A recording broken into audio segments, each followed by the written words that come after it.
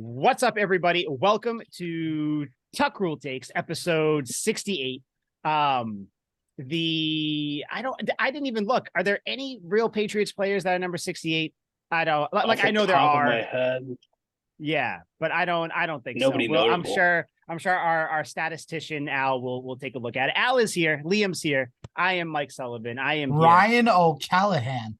Ooh, a nice Irishman. This is the Ryan Top of the O'Callahan morning episode of Tuck Rule Takes. We're going to be doing our big defensive players draft today before we start talking about some of the other sports related stuff. Yes, we are going to get to Tom Brady retiring for the second and hopefully final time.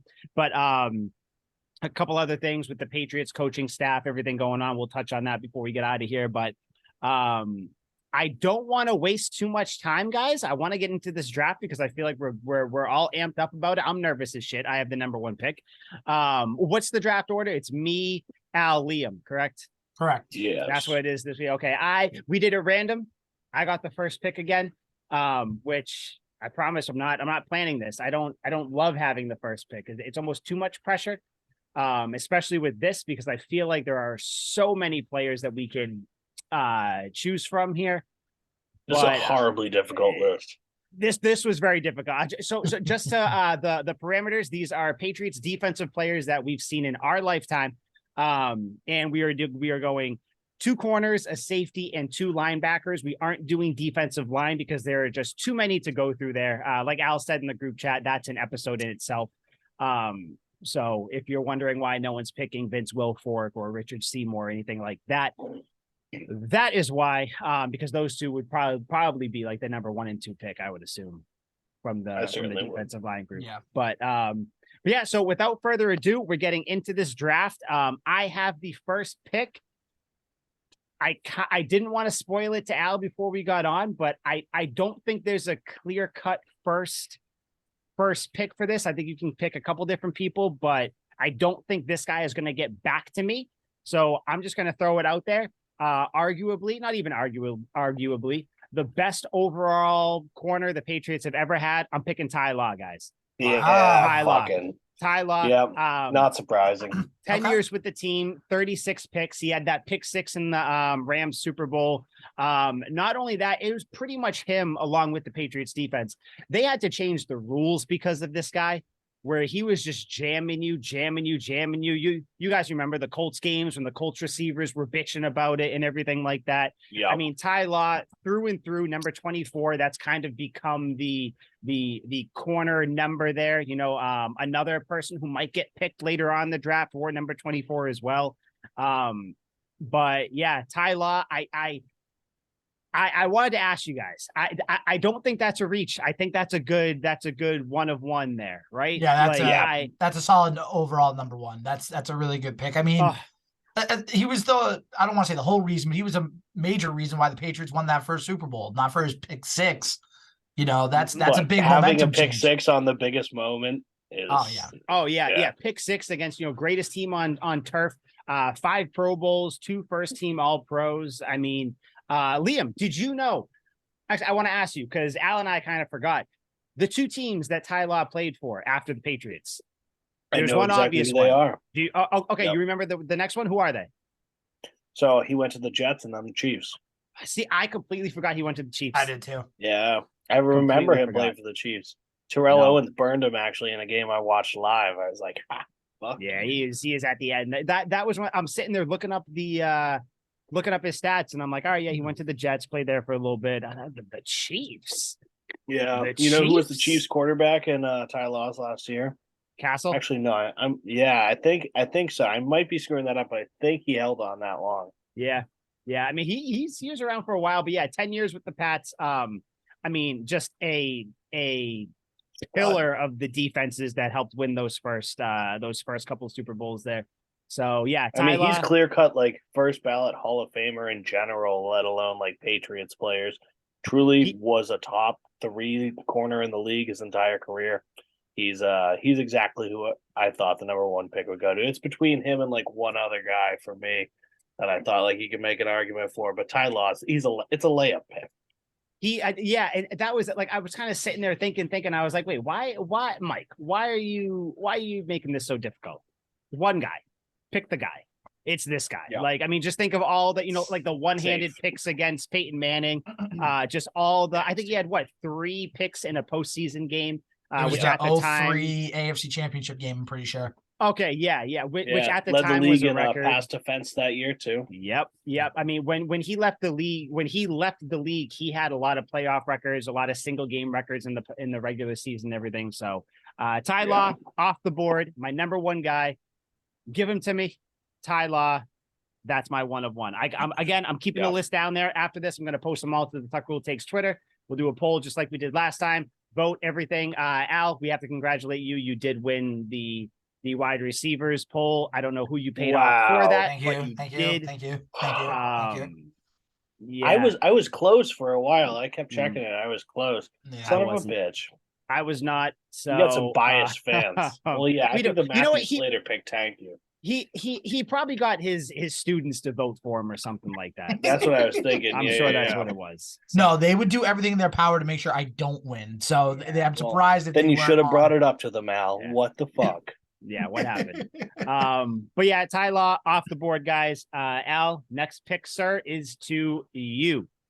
Okay, so when I did my preparation for this draft, I found it interesting. I think the linebacking core is very deep in this draft. There's a lot of great linebackers to pick from. I think that I have to go linebacker in the first round, and then my next pick is going to depend on what Liam does with his first 2 picks. Oh, I have 2 picks. Options. I forgot. You son of a bitch. So I got 2 options here. So I'm going to go with the linebacker that was a steady part of the first Patriots dynasty. You know him as the guy that said, if you don't want to come play in the snow, it's going to be cold in New England. You come get him. It's Teddy Bruschi. Give him to me as the 2nd overall pick. Teddy Bruschi, again, an anchor, as Mike is flipping me off. Because he hates, very angry. No, you're an asshole. Hater. I'm not a Bruschi hater. Bruschi's my favorite player of all time. Is he? Hey, Liam, I have a question for you. Did Mike have or not have the first round pick? I believe he had the first pick, right? He did. He did have the first overall. So he could have taken Teddy Bruschi if he wanted to. He very well could have. Yes, indeed. Yep. Wow. So that's your fault. For being your favorite player, Mike, it's kind of awkward you didn't take him. That's who, Liam. Honestly, that's who I thought Mike was going to take first overall when we were talking about it pre-recording. I thought, okay, Bruschi's going to be off the board, so I got to go somewhere different. But listen, Teddy Bruschi, and especially with his story about after recovering from the stroke that he had. Dude stroked out. And then he comes back, makes a big influence. Like, how do you not love him? And he's a great analyst on TV. He is. Yeah, he seems like a really cool dude. He's also got the ultimate linebackers number 54. It seems like every 54 linebacker is a Hall of Famer, has a tremendous impact for the team. It is. I was 56 until I switched to 54 late in my football career. But overall, Teddy Bruschi, awesome tremendous last pick. name as well. The whole brew, the snow game when he which is the picture when he's throwing the snow in the stands. You want to come here? It's cold. That's 3. The picture, the dynasty. You can't.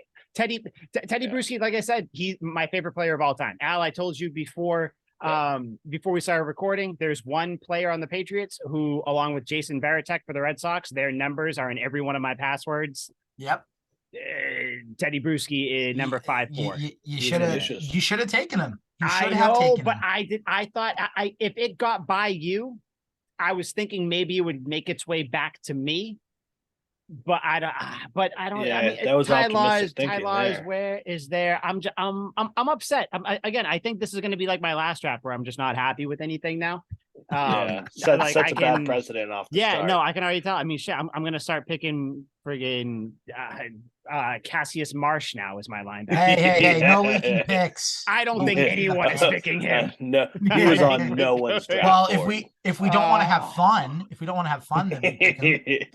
I also think great pick. I think Bruschi has the most interceptions for a touchdown by any linebacker ever, too. If I remember, not surprising. I remember that touchdown. He's sliding it. Fuck, that's a great pick. I think Al. In my eyes, there's one winner of the draft, and it was who got Teddy Bruschi. And I think you got him. You son of a bitch. In the spirit of Super Bowl week, too, he picked off McNabb twice in the Super Bowl. So. Oh, that was great. Yeah, one of them. Oh, so he you had must hate no him. business. One of them he had no business catching. It was basically like thrown right to the ground. Teddy Bruschi made an incredible play. I would hate him, but he's just such a stud and truly like a nice guy. He's like Al, except athletic. He's just True. so nice. You can't help but like Hey, the guy. hey. I played a college sport. I was a little bit athletic. I did not play a college sport. College drinking maybe, but like certainly not a Question: college sport. Do you guys think that Teddy Bruschi gets the respect outside of New England that he deserves? No, absolutely I don't not, think he gets because the he was a respect part of in the New England he Patriots. deserves Yeah.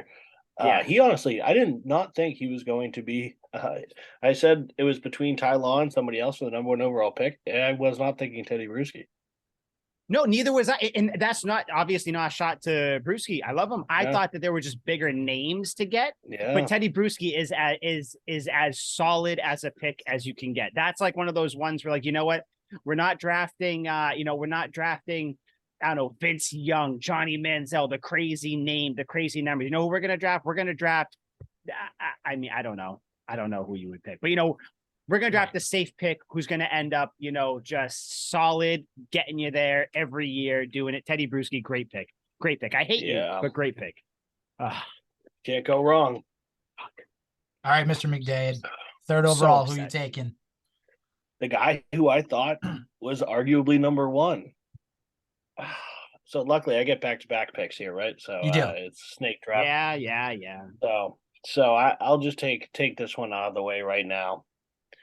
Clear cut monster. He actually just got arrested for starting a fight in a restaurant. Yeah. Fully has my back on that one. I would have hopped right up from my seat and broken that same seat over this dude's back. I would do anything for this man. We all would. Yep. It's far and away. It's the man with the most playoff sacks in NFL history. Give me Willie McGinnis. I mean, that is a Patriots linebacker through and through. Much like Teddy Bruschi, stellar dude. Seems like a lot of fun. I would sit in a bar from noon till 10 at night having multiple drinks with this guy. It just seems like he's a good time. And fucking A, he used to torture the Colts, much like Ty Law did. And every other team, apparently, with that postseason sack record. So Willie McGinnis, layup. I think I'm getting good value here because I totally thought he was first overall material. When I think of McGinnis, I think of that one play. I think we're all thinking of it against the Colts goal line where they get him down there. They're running there. He comes around, gets it. Not only the play, but it's the running after. It's everything. Yeah. I think that's with those early Patriots teams, the plays were there, but I think because you see the aftermath of the plays, like the celebrations and stuff, and all the highlight videos and everything. I feel like that was a huge thing with the Patriots of the early 2000s, which is crazy because I keep getting told that Belichick doesn't like when you show emotion or get excited. But it's funny. But yet he was also quoted. Remember that one quote, or I'm going to paraphrase it, where Belichick was like, "You better show that you're excited because it intimidates the other team as well." So I love that. That is a great point. I love that play. Now that you bring that up, like I immediately think of Adam Vinatieri with his hand in the air after kicking the game-winning field goal as he gets picked up by his teammates.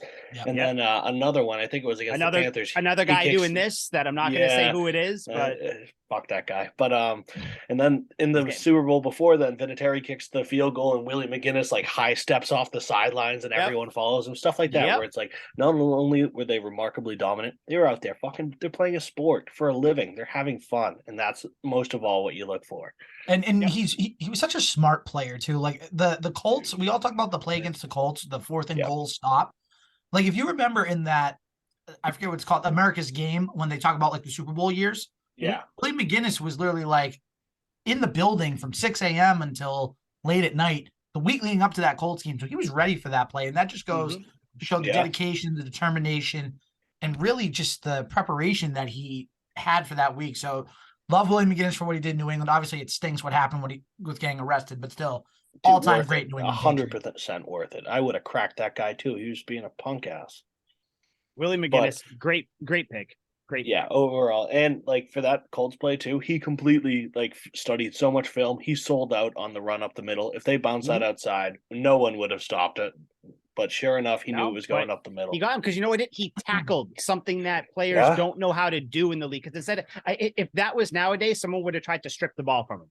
and he would have got it. So yeah, great they beat pick, Dainty. Willie McGinnis. I mean, I think the first 3 picks here, Ty Law, Teddy Bruschi, Willie McGinnis, your Home 3 like runs. Absolutely. legends, like they built this shit. So great Yep. picks. Liam, you got another one though. This is tough. Now, this is brutal. Very. This is where like my bias wants to creep in, and I want to pick somebody that really has no business going this high on the list. Fucking do it. Just do it. No, because I'll get him in the later rounds, and I'll gloat about it, saying he should have been first overall. When everyone here, including me, knows he certainly should have been first overall. So I'll leave that one for later. This is just. I want to look elsewhere. I feel like I can get better value elsewhere, but every fiber of my being is screaming, take Rodney Harrison. I hate this draft. Oh. It's the only clear-cut answer. Like truly a difference maker. Like from start to finish, we only have one safety that we are taking off the board, and I just took off the best option from everyone, and that's the value that I can't match. I love him. He replaced Lawyer Malloy, who might be in this draft. I love him dearly as well. But the change from one like all-pro player in Lawyer Malloy to an even better player, it was night and day. Bill brought him in after he was a shitty, like very nitty-gritty, hard-hitting, dirty player with the Chargers. Went to a Super Bowl. He lost. He was pissed. They actually got smoked. He didn't even lose. They got annihilated, massacred even. He was furious. Bill goes, I like that you hit hard. I like that you're dirty. My defense is just a little too soft for that. Why don't you come in here and jack some fools up for us? Had that clutch pick off Ben Roethlisberger his rookie year that sent the Patriots to the Super Bowl. Starting fights at practice. Starting fights. That's the thing. Shit. Comes in immediately, and he runs the place, which can be taken one way or another. But clearly, the Patriots took it the right way. Love it. The only knock on him is he didn't knock the fucking ball out of David Tyree's hands. And if that is the only knock that I can give this man, so be it. He was good late into his career. So if you didn't take him right there, I was going to take him with my next pick. I had him lined up. Of course, I figured everyone. And if you didn't take him, I was going to take him with my pick. That Rodney Harrison, the fact that we don't even that David Tyree, and I hate even saying his name. The fact that we don't, that David Tyree catch, we don't even talk about Rodney Harrison as not knocking that ball out. I think that just goes to show you how beloved he is in New England and how great he really was. Because any other player at a lesser caliber or something, that turns into a Bill Buckner type thing with the Sox, where it's like, how did you not knock the ball out there? You're this big, bad Rodney Harrison. You can't pull this dude. You can't pull the ball out of this guy's hand. But, the football gods weren't on our side that day anyway. So, Rodney Harrison, great pick. Hardest hit. I put him up there with your Ed Reeds, with your who is the Brian Dawkins, like those types of guys. Those hard-hitting guys that Sean Taylor, RIP. Bob Sanders. I always forget about Bob Sanders. He was a beast.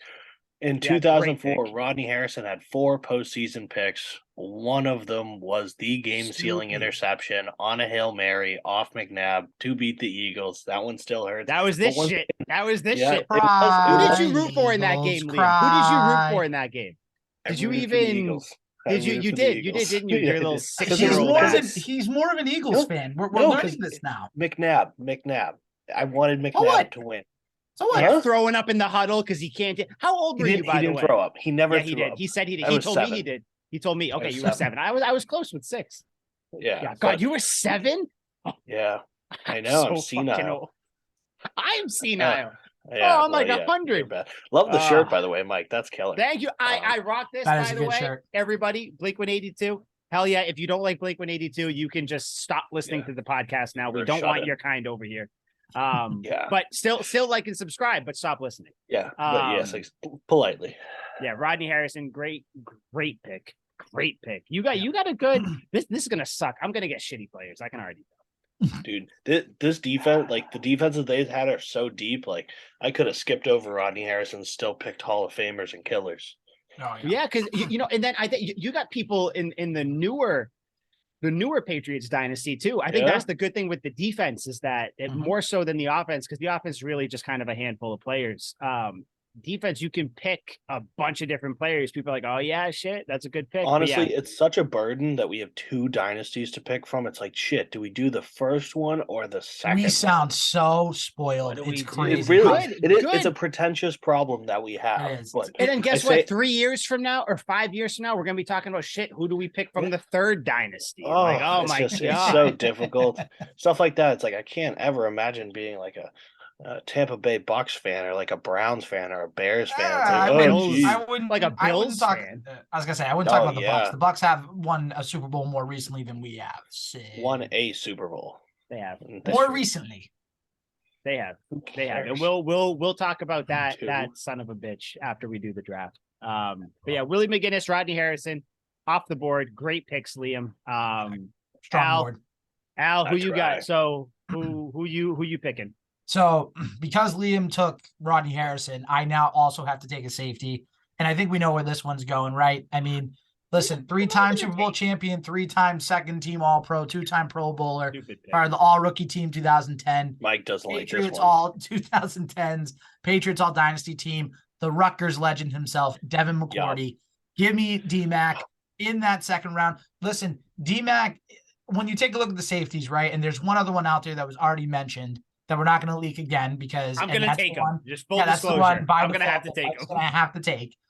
But the thing is, right, when you think of safeties, if you're our age, if you're in the late 20s, early 30s, or even mid 20s, like Liam is, the 2 names you think of right away are Rodney Harrison and Devin McCourty. Mhm. And obviously, if Harrison's off the board, you got to take McCourty because he just made so many good plays, so many just game-winning type of plays, and he's the embodiment of a true Patriot. So I'm happy to have D-Mac as a part of my defensive squad. Yeah, that's a lock. That seemed like I could have picked that one out right there. I saw that one coming. Mhm. Great pick. I mean, it's Devin McCourty. Like, I don't. What do you say? Like, Exactly. I don't like. There's nothing you can say. It's D-Mac. Hopefully, I'll ask since he's the guy we that you picked here. A bonus thing. Do you think he comes back this year? Do you think he comes back for one more year? Maybe. I think he's, if between him and Slater, I think Slater's more likely to come back than McCourty. You think so? See, I think it's do. the opposite. I think it's the opposite. But here's the thing. I'm with Mike. I think it's the opposite too. But I here's hope the it's thing. On defense, it's a lot more physical. Like, I know special teams, you got to block a little bit, stuff like that. But special teams isn't on the field as much as the defense. So maybe there's more wear and tear on the body of Devin McCourty than there is on Matthew Slater. So who knows? But obviously we'd love to see D-Mac. But do I think he comes back next year? No, I don't. And I hope I'm wrong. Yeah. I mean, 4 interceptions this year alone tells me that he still got it. Should have had 8. And he could have had like 3 more. Yeah, Dude, like what I the know, fuck, that's buddy? the most annoying part. Exactly. For I that could pick reason off alone, he 3 has to right come now. back. He has to come back. Yeah, no, I mean that, like, you can't. I mean, Devin McCourty, I think, is this generation's like Ty Law, Rodney, like those type of players, where it's like, you know, people think about the defense of the 2000s. It's Ty Law, Rodney. It's basically everybody that we have. People think about the defense of the 2010s. Devin McCourty is going to be number 1, maybe 2 on that list. I don't know who you put in front of him. Maybe someone that'll get picked. I don't know who. But yeah, Devin McCourty, I mean, a Hall of Famer through and through. Never, and I will say never got the respect ever. And I hate as a Patriots fan, I feel like we always say this, but it's true. The guy never got the respect that he got because there's so many more flashy safeties in the league, you know, ones that hit harder, that, you know, maybe might have more picks, that have more flashy things. Devin McCourty was the reason for so many years deep passes didn't work against the Patriots for the majority of the time, because he was just that smart. He probably started the whole Rutgers movement too to New England, I feel like. So. What's the expression? The best ability is availability. Yep. And he was one of the most like available players because he was always on the field. He was consistent. Like, there's no bad word about consistency. And that's what Devin McCourty was. He was a consistent player throughout his entire Patriots career. Maybe it's not over. That's the beauty of it. Maybe he still plays. One more year. Come on. One more year. Maybe have him come in. Maybe the Pats draft a safety. He shepherds him in. Kind of, you pass the torch to Adrian Phillips to kind of be the veteran back there. I don't know. There's talk of John Jones possibly being a safety. I don't know. We'll talk about all that at a later date. But yeah, just strictly for this draft, Devin McCourty. You could have picked him in the first round, and I would have. Yeah, that makes sense. You could have picked him as a corner too. His rookie year, he had 7 picks. I'm looking at his numbers right now. People Like, forget that. damn. People forget that he was a great corner, and then it was like, oh, but we got to keep Talib, so we got to get you over there. Shit, I keep tipping picks. God damn it! Stop tipping picks, Michael. I know. I did too. I mean, you just don't know where they're going to go. You guys are just draft amateurs. That's all it is. You're not a pro. I just get so excited about this shit. So, all right, seriously. Great pick, Al. Anything else you got to say about McCourty? Or you want to move on? I'm good. Let's move on, Mike. What do you got? Okay. So I think I'm just gonna get safety out of the way. We're doing a run on safeties. I think we all know who I'm gonna pick. Yeah. Lawyer Malloy. Eugene Wilson. Back to Eugene Wilson. Jonas Gray, the one game he played safety. Lawyer Malloy, him and Ty Law, the law firm back there, law and lawyer. I mean, 4 Pro Bowls, first team all pro. I mean, he's another guy. Just you think about the Patriots 2000s dynasty, he's up there. I always forget that he really played because he was only with the team till 2002. So he was really there for just that first Super Bowl. Yep. But he obviously more before that. That was really where his career was. But he did go to Buffalo. Kind of a weird trend with a lot of these like early on Patriots like legends. They go to somewhat rivals, which I don't like. But yeah, Lawyer Malloy. I mean, 19 picks with the team. He just stalwart back there. He was the first real safety before you got to the Devin McCourtys and all them. So I think I had to pick him. Honestly, there was another safety on the board that I probably would have picked over Lawyer Malloy. Probably we'll say it because there's no more safeties. Or save it for honorable mentions. Yeah. I mean, save it. Yeah, I was gonna say. I mean, we could do honorable mentions all the way through. The safeties are over with, and I only got the one name. So say it. Who is it? I want to know. Now I want to know. Tabucky Jones. That's a name. Bitch. Never in a billion years would I pick Tabucky Jones. I liked him. It's a name though. He was clutch. He was a monster. Had a pick 6 off Kurt Warner, if I'm not mistaken. Yeah, he played I think up until 2002 anyway. So he was definitely there in our lifetime, and he was big for the Super Bowl team that got stomped out by the Packers. Ellis Hobbs, another name just to throw out there, just for fun. Ellis Hobbs plays corner. I love me some Ellis Hobbs. We don't love me some Ellis Hobbs. No one loves Ellis Hobbs. But yeah, Lawyer Malloy. Nothing really more to say about him. He did get traded. He went to the Bills. I distinctly remember that. Did you guys know the other 2 teams that he went to? Lawyer Malloy. Yeah. I do actually. Al, do you want to guess before I say? No, I had no idea. Go for it. So, is this including the Bills? Bills, and then he went to 2 more teams. He played till 2010. Yeah, so I know he was on the Falcons. Yep. Was that before? Yep. Was that his last? Nope. He has one last team that I had no idea that he played for. It wasn't no the Bengals. Idea. It was not even in the AFC. Shit. I know. It's crazy. It wasn't the Niners. I have no idea. I just knew it was on the Falcons. The Seattle Seahawks. Oh, wow. Damn it. I did know that. You know what's funny? I actually remember now Lawyer Malloy was a part of the Falcons team that had, what was the name of that coach that got fired? Michael Vick. That's all you need to know. No. They had Michael Vick. The coach that ended up going to Arkansas. Bobby Petrino. Fuck Bobby Petrino. Doesn't matter. It's all about Michael Vick. Because Lawyer Malloy commented on it and basically called him like an a-hole and everything else. Yeah, so that's why I remember Lawyer Malloy now in the Falcons. But it doesn't matter. The team had 2 players on it. A 53-man roster built of 2 players, Lawyer Malloy and Michael Vick. That's all you need. That's true. But yeah, so Lawyer Malloy, that's my pick there. And then next, I think I'm gonna go linebackers. I know linebackers is a deep, kind of a deep room, but I'm not gonna pick another corner. I think I might get the corner that I want when it comes back to me. Hopefully, probably not with the way that this draft is going, but anyways, linebackers. Give me someone from the newer generation, the new dynasty. In the same vein of Teddy Bruschi, I'm going to go Dante Hightower. That's a great pick. That's a great pick. Third round. I think you probably could have picked him in the second round. Arguably one of the most important players in Patriots history with that strip sack on Matt Ryan in the Super Bowl. Just Great guy, completely MIA since he left the team. No idea where he is. He's tweeting, but no one knows where the fuck he is. Does he not want to play football? Is he injured? Is he not? No one knows. But another number 54, Dante Hightower. Also, great name, great football name. Dante Hightower. That's some good shit. It imposes fear. And Boom Tower is a nickname. Yeah, Boom Tower. Like what the shit? Like Asian. Do you guys know Tower? Good Dante shit. Do you guys know Dante Hightower's real first name? No, what is it? Leroy. Oh god. No. What is it? You ready for this? What? Quaylen. That makes me. He should have went in the first round then. Quaylen Hightower. The only reason it.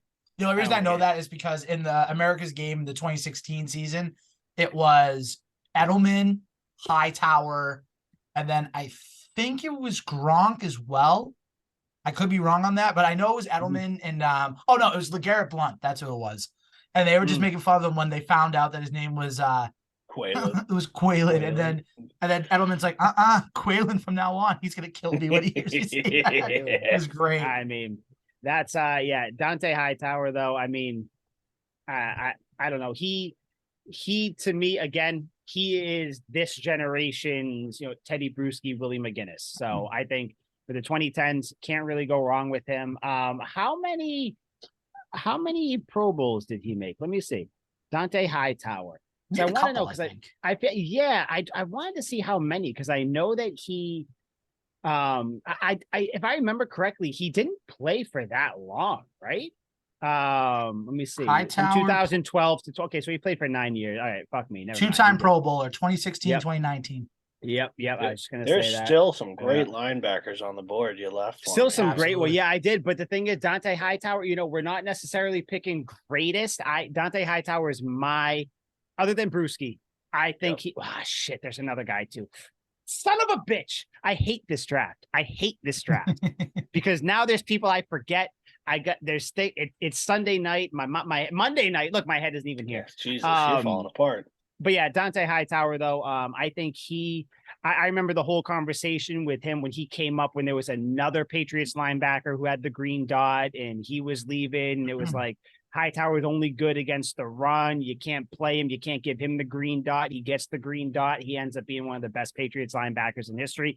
Give me Dante Hightower and Laurie Malloy. Those are my two picks, guys. Good picks. Good solid back-to-back. Thank you. All right. So I'm going to go next. I have to take a corner because I don't have a corner yet. I got my first linebacker in Teddy Bruschi, which I love. I got my safety with Devin McCourty, and now I got to go with this corner that was taken away from a division rival and proved to be worth every penny. It's Stephon Gilmore. He is a guy that you need to have because 2019 Defensive Player of the Year, had the big play to send the Patriots to the Super Bowl against the Jaguars in 2017. Apart, and also people sometimes forget this when they first talk about Gilmore, they talk about those two plays, but the interception Super Bowl 53 to ice the game, basically. An easy pick, but still about that. A play that needed to be. Yep, see, people forget. But yeah, give me Stephon Gilmore, my number one corner. I love getting him in the third round. I think that's great value, and I wish he would have stayed and finished his career in New England, but you know what? I'm appreciative for what he did while he was here as a Patriot. So give me Stephon Gilmore. Yeah. Great pick. Ended kind of Liam, why are you shaking your murky, but great pick. I don't think Liam likes it. Maybe he's jealous. What happened? You're a cunt, Al. Thank you. That was a strategic pick because I was totally going to pick Stephon Gilmore. I was like, what's my draft board? Has no one taken a defensive player of the year? Shit. Well, yeah, because if I had picked that, my list was surely going to win. That's demoralizing to say the least. Yeah. It is. Good pick. Great pick though. Gilmore again. I think what was it? His first year where he didn't have as good of a year as people thought, and everybody was like, "Oh, Belichick, he can't." Yeah, it was good. I remember there was something. But it wasn't like stellar. Yeah, and then he showed up the next year and he was like, "Oh wait, hold on, DPO, defensive player of the year." So let me just that was 2018 when he wasn't. That's what it was. Yeah, that great. And then 2019 he ends up winning DPOI. Yeah. So came back and he was like, "Wait a minute, real quick, let me just remind you guys who I am." Like, allow me to reintroduce myself. Yeah. My name is Gilly Lock. Yeah, great pick, love it. You need a corner, you got a really good one. I thought you were going when you said division rival. I thought you were going someone else. Yep. I'm not going to say who, but I thought you were going someone else. You're learning. You're learning. So, good job. I liked it. I know. Listen, I watch snake drafts too from a certain company, so I understand you don't want to tip picks, but sometimes it's just difficult. You just tip the picks. Great pick though, Gilly Lock. Awesome. I got it written down. Liam, I have a guess for who you're going to pick. I think I know who's going to take one of these two guys. Me too. I'll tell you if you pick him. If you don't, then obviously I won't. But Liam, back to back, sir. Who you got? You leave me in a weird spot here. Mike, would you mind reading me my draft board again? Yes, sir. You have with your first pick, Willie McGinnis. Your second pick was Rodney Harrison. So you got your safety. You got a linebacker. Got your great safety. Got a great linebacker. Some great names off the board. Some great names left on the board, sir. Who do you pick with your third round pick? This is difficult. I am going to shore up my linebacker position. The music only adds more. Okay. I know who you're taking. I'm stuck between two guys here. Oh, okay. I don't know if I want. Both of them have hardware. One significantly more than the other. One significantly more versatile than the other. But the other one is more well known for getting the job done. I'm stuck. And I think I'm a man of versatility. A Renaissance man is at home wherever he goes. So I am going to go with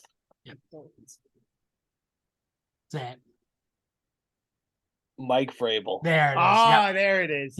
Yep. Anytime you have 11 catches, all of them for touchdowns in your career, and you win 3 Super Bowls, and you're just super solid, and Bill never really replaces you because he doesn't really feel a need to until the bitter end. I got to go with that. Dude's clearly a football mind. Head coach of the Titans right now. Mm-hmm. Number 50 is a pretty badass linebacker number as well. Overall, love that number. It was stuck between these guys. I know Mike's next pick here is going to be probably the guy that I didn't take. Mm-hmm. I know he alluded to him earlier too. Me and Mike can kind of read each other's minds. They have verbal arguments without even saying anything. Mental arguments, I guess. That's crazy. And I've only known you for like 9 months. It's crazy. And we've only kissed a couple of times. So wild. Well, hey, we don't need to. Yeah, I thought it was more, but okay. Yeah, I guess. Yeah. You're welcome for that, guys, by the way. It's true. I'll set this romantic pairing up. But thank you very much, by the way. I just I got to go Mike Vrabel, Super Bowl hero. Without any of his Super Bowl touchdowns, the Patriots would have lost all those games. So got to give it to the man. And the thing is, he's so known for his offensive catching touchdowns, which some crazy catches, bobbled up in the air, brings it down, through pass interference. The dude had hands. But he was so good on defense, and no one really pays attention to how good he was on defense. It's all that we lined him up as a tight end and threw it to him a couple of times. Mm-hmm. His defense, more than solid, almost Hall of Fame worthy. Yeah. I put him up there with like a step below the Teddy Bruschi with like the defense wise, where it's like, never made like crazy, like, Ray Lewis type of like flashy plays like that, but just as solid as you can get. That's a great pick. He was going, if he got back to me, I was going to take him. Of course. You wouldn't have gotten him because I would have taken him. Yeah, I have 2 honorable mention linebackers that I'll mention at the end because I'm almost sure. In fact, I would bet a lot of money that neither one of you guys are going to take these 2 guys. They're honorable mentions. Neither one I was considering against Vrabel. It was him and some other guy that will surely get picked. But there are 2 honorable mentions out there, big time names that I'll mention at the end. Okay. Yeah. By the way, numbers. I think so. I just wrote it down. I'm going to say before I forget. I think we should do a draft at some point about greatest numbers for certain positions. Yes. I like that. 100%. That's a stupid draft, but I like it because it's one of those stupid, entertaining ones. Because 54 and 50 are like arguably the 2 best linebacker numbers. I mean, I can think of a couple. 59 is 59 the best linebacker. 55. Oh shit! We're tipping picks for later on. Great pick though, Mike Vrabel. I didn't think he was who you were going to pick because I didn't think you were going that position, but good pick. I am probably going to pick the guy that you didn't. Yeah, pick. I know you are. Just letting you know. So, all right. Good pick, though. Next one. Who you got? Oh yeah, I get 2. Okay. Yeah, man. I saw you looking. I wasn't going to tell you. I was going to let you keep looking. I saw you Yeah. looking like, all right, shit, who's next? Vrabel. So great this pick. one's going to be out of love. Obviously, my linebacker position shored up. My safety is locked down. So I got to go with a man that I ever so decadently love and hated, but mostly loved. Yep. He never played a full season in New England. Look at his numbers right now. Oh, that's not okay. Okay, keep going. Leaves a lot to be desired on the table for me, where it's like I just wish he stayed healthy and stayed with the team, but it wasn't meant to be. He ended up going to the dark side, but I got to go with Area 31, baby. Give me Aqib Talib. In 2 years, Talib was so good. And so good.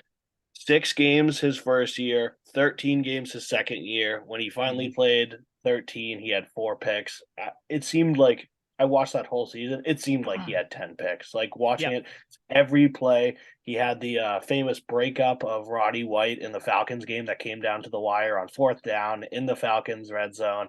He swats the pass that seals the win. He had like 18 interceptions off Geno Smith that one year because Geno still sucks. And oh man, his first year, like the memories are just coming flooding to me right now. Excuse me if I cry. His first year, his only interception, we all remember this, in a blowout win per usual against the Colts. Andrew Luck soars it deep over the middle. His first game, he was cut by the Buccaneers and we signed him. In his first game, Aqib Talib picks that shit off, brings it 63 yards to the house. I remember watching that and just going, oh my God, I found a brand new love for interceptions in football where he picked it off and immediately the Patriots defense turns to offense. He gets blockers in front of him, goes coast to coast. Yep. Picks it off on the left sideline, crosses the field. Andrew Luck's obviously fucking clueless because every time he plays the Patriots, it looks like he's playing 22 defenders out there. Unbelievable.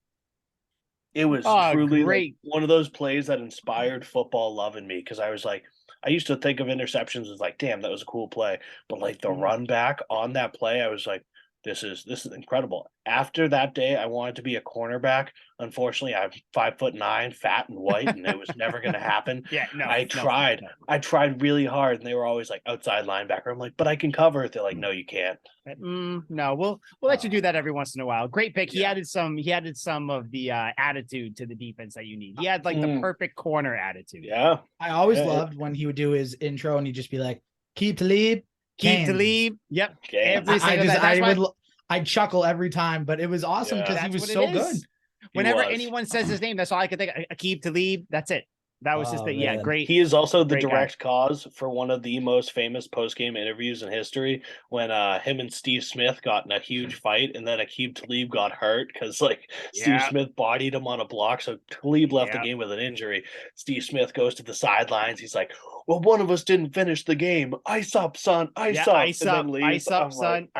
Then Talib also has that one gif where he sits back on the bench and just does this. Like it's just him, just chilling. Pick someone off. Let me just chill. Aqib Talib, great pick. Yeah, love it. Yeah, Cam Newton smoked the Patriots in that game. I'll tell you that. Yeah, he did. Was that the same Luke Kuechly game when he attacked Gronk in the end zone? Yes, it was. Yes, it was. That. Yes, and then Tom Brady had a coronary in the end zone because it was a pass interference. Let me kiss you on the lips. That was horrible. Come here, son. Great pick though. Aqib Talib, good one. All right, so you got a pretty solid team. Al, next to you, sir. All right, I am gonna finish up my corners, and Liam, I think you made a mistake. I think you should have taken this guy that I'm about to take next. Because you've talked about him before.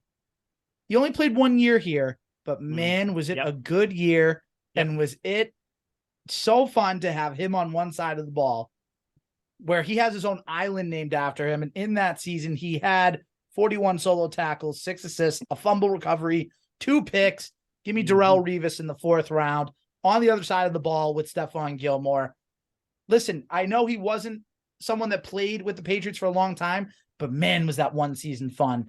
to see him It was just a like guaranteed lock up Super Bowl. When we signed Darrelle Revis, it was huge news when he got cut, and they're like, "Where's he going?" And then the Patriots signed him like an hour later, and I went streaking. I was like, "The Patriots are winning the Super Bowl." Yeah, I was right. Yeah, no, it was they signed him and then another guy from the Seahawks Brandon who I Browner. won't name. Yep. I don't think anybody. Yeah, but no, those were the killer. two.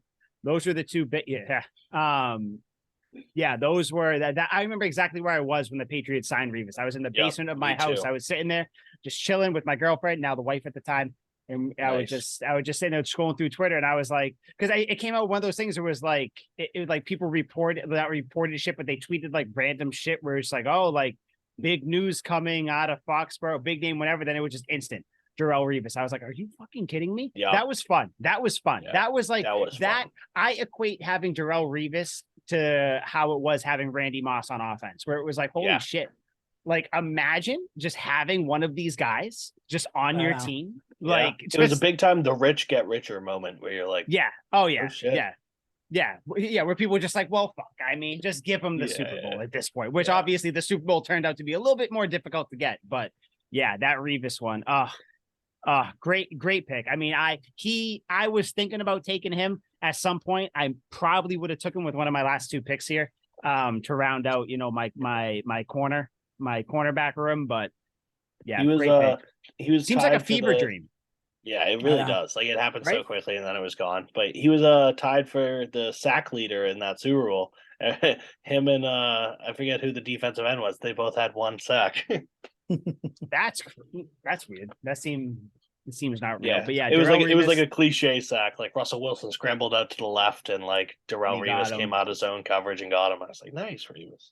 Darrelle Revis will be one of those ones when we eventually do the I can't believe he played for the Patriots draft. I think Revis will be on that list because it's like 1 year just like I don't like let's just take the greatest corner of like my lifetime, put him with my team for 1 year. Let's just scoop up a Super Bowl real quick and then ship him back out to the Jets. And that's like that's the plea a lot of Patriots fans make to themselves, where it's like, if we could just have this guy for 1 year, just 1 year, we don't even need a career out of him. Just 1 year, I'd love to see what we could do. We literally got it, and it was like, cool, like sweet. And then he leaves, and everyone's like, I don't really care. He's going to the Jets. He's not going to win. Yeah. There was no hate. It was just like, all right, like, no, you did what you did. Like, you came over here, you played mercenary, you got us the Super Bowl. Awesome. Thank you very much. Yep. You got your bag. See you later. Yeah, that's weird, right? Like, when I think about that even more, that was one of the most like weird, amicable, like just business like things. Fan and player respect, where he wanted a ring, we wanted a stud, and a ring, and he was like. Very weird. Where it's like, you know what? Let me real quick. Let me just hop over to the Patriots. Let me win a Super Bowl. Let me go get the bag with the Jets, and then that's it. Like, it was very, very just a quick little like pit stop. But yeah, Darrelle Revis. That's one of those things where I feel like 10 years from now, a decade from now, people won't even remember that Darrelle Revis was on this team. Yeah, it's like, he was. Not only was he on the team, he won a Super Bowl. Like, they definitely won't remember that he was on the Bucs. Definitely won't. I forget that every time I think about that. But true. Yeah, I remember the one interception he had with them too. But yeah, great pick though. Darrelle Revis, he was going one way or another here. So great pick. So Al, you got a nice little team going on there. All right, so I got my back-to-back picks. I got to pick a corner and a linebacker. It doesn't really matter who I pick first. I'll go linebacker just to kind of kill the suspense. Liam, I don't know if this was the guy that you were thinking of. He was I believe, middle linebacker before Dante Hightower. Gerard Mayo. It's exactly what I was thinking of. Okay, yeah. My guy, I mean, Gerard Mayo, I think, I don't think Gerard Mayo played long. What, didn't he only play for like 6 years or something? Yeah, I think it was like 07 to like 12 or something like that. I'll tell you right now. Yeah, he played from 08 to 2015. So yeah, it seemed like it was longer than that. No, that's weird. Did he win defensive rookie of the year? He did. Yes, he did. Look at him go. Yeah, he did 2 Pro Bowls, first team All Pro in 2010. Although Gerard Mayo, one of those guys who great, tremendous player, but didn't like, you would think he would have won more Super Bowls. Yeah, only one, right? Yeah. In 2014. That was right. 2014 was the year. Yeah. Seahawks. Yeah. Yeah. So I don't even but remember him being on that team, but yeah, I no. mean, like he was just Oh, so he only reliable. played 6 games. He only played 6 games that year. So Oh yeah, he got yeah. hurt. And that was Yep. his kind of career-ending injury. Yep. Yeah. But yeah, great. Great. He only had 3 picks, which I don't know. I feel like you'd think he had more. That's crazy. But Brandon yeah, no, Spikes Gerard is scooping Mayo. up all those picks. Currently a coach on the team, maybe the head coach in waiting. We don't know. Perhaps. I don't know. Yeah, he was. I remember. Like I said, when we were talking about Hightower, the whole talk where it was, Gerard Mayo had the green dot. He was the captain of the defense, pretty much of the linebacking core. But then I am the captain now. That's pretty much what he was saying to Hightower. But then Hightower came in and said it to him, and then kind of took over. It got awkward. But yeah, give me Gerard Mayo. Love Gerard Mayo. I put him up there with top 5, top 6 linebackers in Patriots history. Gerard Mayo's got to be up there in my eyes. Super Bowl champion, 2-time Pro Bowler, obviously. I mean, great player. So that's who you thought that's who you thought I was going to take. Yeah, it was guaranteed. Okay. All right. So fuck. So I have an issue with my corners. There's one corner that needs to be taken. I hate him, but he needs to be taken. Yep. I don't know if I want to take him. Then there's another corner who has arguably the most maybe the second most recognizable play in Patriots history. Second to only Julian Edelman's catch in the Super Bowl. I don't. And then either way, let me say this real quick. Either way, whichever one you pick is going to be a good number 2 with Ty Law. So you can't go wrong here unless you just go completely out of the blue and say Jonas Gray for your second corner. I checked. He never played corner. Sucks. I can't pick him. Yeah, it's so awesome. Either way, you're getting a good one. I know. And then Miles Bryant's hanging out there too. Miles Bryant is still on the board. Jalen Mills is out there. Actually, I'm not gonna talk shit about Jalen Mills. I like Jalen Mills. You know what? I'm gonna go with my heart on this one. Give me Super Bowl hero. There it is. Malcolm Butler. There it is. There's another guy on the list, obviously, who I know will get taken, but yeah, give me Malcolm Butler. Obviously, I mean, Malcolm go. We know. I don't even need to get into Malcolm go. That was words say it all. Yeah, that's it. The catch. Big part of that play was Liam. You brought him up, Brandon Browner. He was the one who kind of got in there, jammed the receiver, came across, picked him. Pete Carroll getting a little too cute. Trying to throw it. Brandon Browner. That's a man who does not mind getting handsy with men or women. Well, he's in jail now, so he's got to get handsy with men. When you have Marshawn Lynch, and I want to know your guys' take on it, because I don't think we've ever really talked about this play. What the fuck are you doing throwing the ball from the 1 yard line? With Marshawn Lynch as your I totally understand it. I honestly, and obviously hindsight's 2020, but I would have done the same thing. I don't know. If I'm there, you run it with 100%. Marshawn Lynch 4 times. People forget that beast mode, and I get it. Obviously, Liam, you said hindsight. Because I get they threw it on first down though, so they're thinking incomplete, and then they have the insurance policy. You of running try to with Marshawn trick Lynch. it, but it's sometimes, and I think that the Patriots obviously do this a little bit too much, especially last year. Sometimes you get too cute. It's listen, you do one thing really, really, really well. You got beast mode back there. Just do it. And I get it. You're trying to catch them off guard, whatever. Quick slant. You don't think that a quick slant is going to get picked. You think if anything, it might get broken up, but it's kind of like he outcoached himself moment where he's like, what is the obvious choice to run here? What do the Patriots think we're going to do?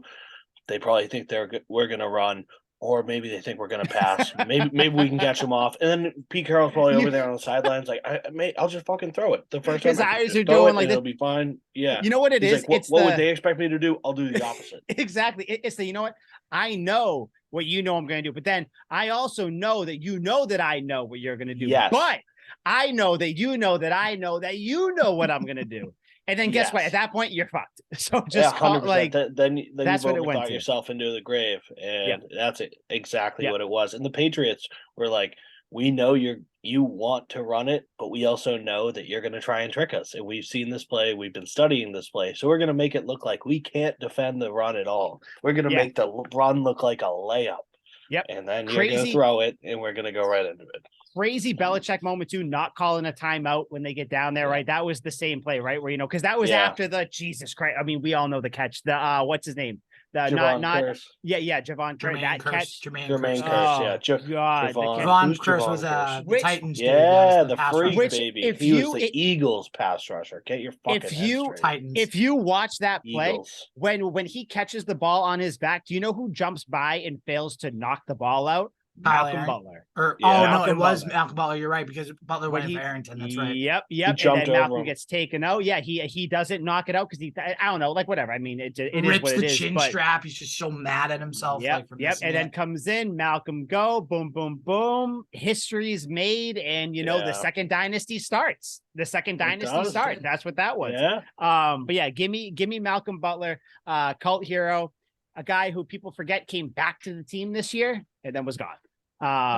Because obviously injuries and all that stuff. But yeah, I like my team right now. But give me Gerard Mayo and Malcolm Butler, round out my picks. Al. So what do you still have a linebacker to pick? No, I'm good. I got mine. I got mine. Picked everything. All right. Mike's got Mike. So Mike's team is Ty Law, Lawyer Malloy, Donta Hightower, Gerard Mayo, Malcolm Butler. Okay. Pretty good. That's good. That's a Super Bowl team. It's stronger than your receiver team. We will say that. That is my listen. I will my receiver team. I got too cute. I thought it was going to be funny. You outcoached yourself, is what you did. I was like, yeah. I was like, what they think I'm going to pick. I think I know what they think that I don't know, and I don't know anything is what it turned out to be. I like this team a lot. Like I said, after the draft, we'll obviously list it all out, do all that stuff. But I like my team. Al, who do you have to pick? I have a linebacker left. You have a linebacker. Oh shit! I got two names. Excellent. So I got two names. Cassius Marsh.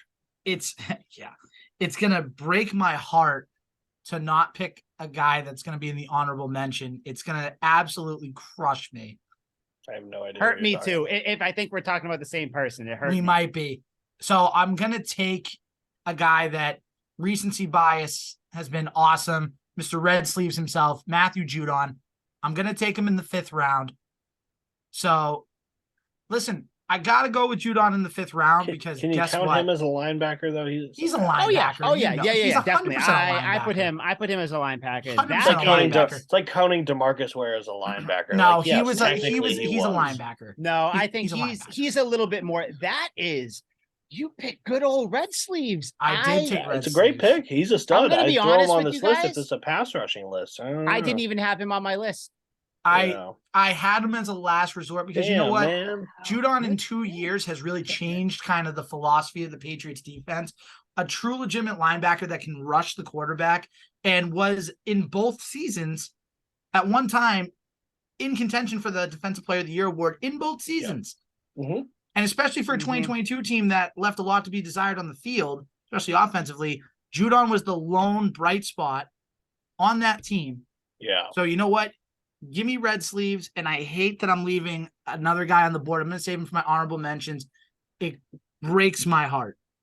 When are we going to have, and I hate to have it, when are we going to have the conversation about Matthew Judon kind of slowing down at the end of the last 2 years? Yeah, because I know that I know that last year or 2021, it was the entire team sucked dick after the Pro Bowl, after the break. But last year, like 2022, remember? I mean, shit, Liam, we're sitting here talking about, is he going to make it? Is he going to break, records? Is he going to get to 19? Yeah. Is he going to get to 20? He ended with 14 and a half, I believe. Yeah. And don't get me wrong, great. I love that he's here. I love everything about him, but that's the conversation that depending on what happens next year, if he has another slowdown at the end, it's going to be one of those things. And you can't blame playtime because he played a lot less this year than he did the year prior. So but still that's nitpicking. That's talk radio can have that conversation. I still love Matthew Judon. Of course. Red sleeves, love it.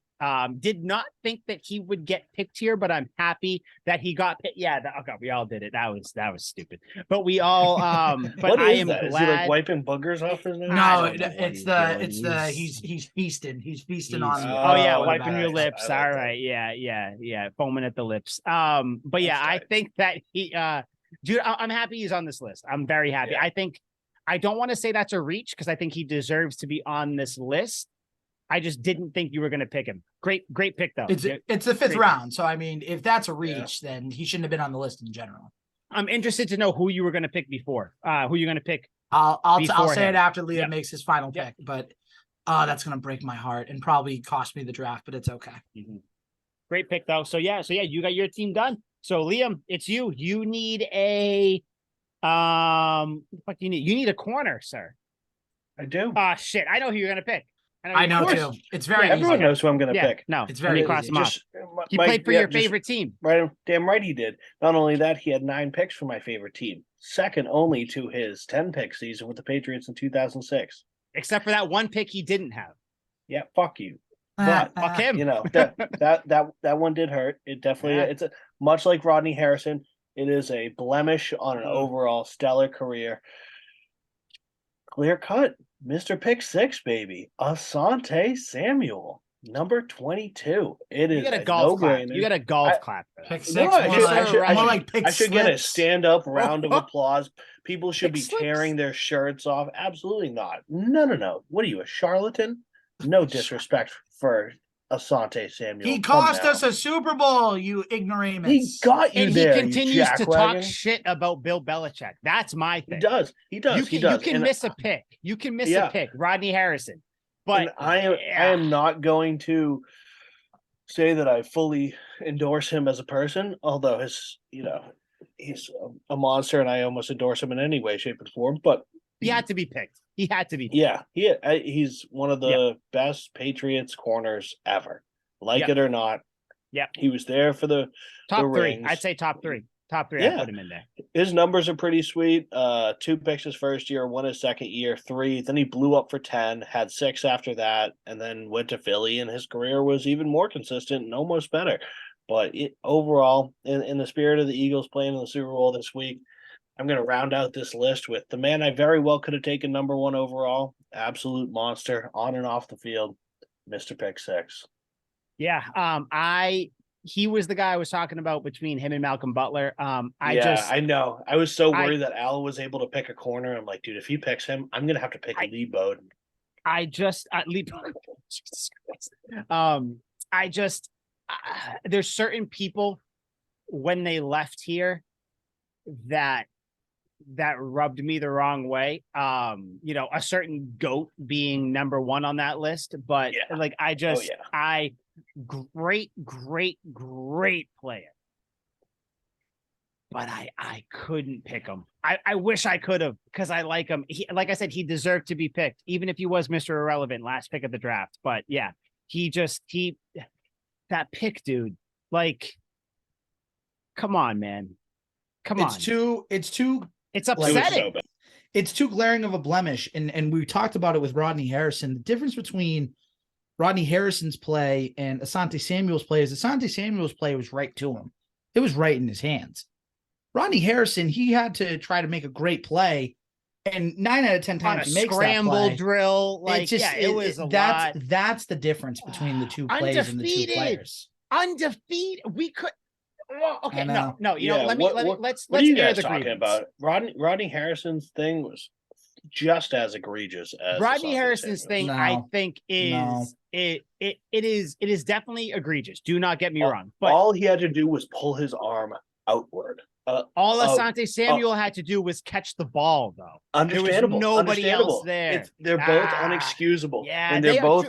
But Asante True. Samuel had True. nobody around him. Rodney Harrison, if he pulls at the arm, they're probably going to call a pass interference on that play. No, I'm saying after he Tyree caught goes it, I up get what and you're makes the saying. catch. Also, for Rodney Harrison, a first-team All-Pro, champion defender, all Strong the as shit. accolades we listed off, for him to let an undrafted free agent player make a high point catch over him, is egregious. That's just terrible coverage. You're not doing your job.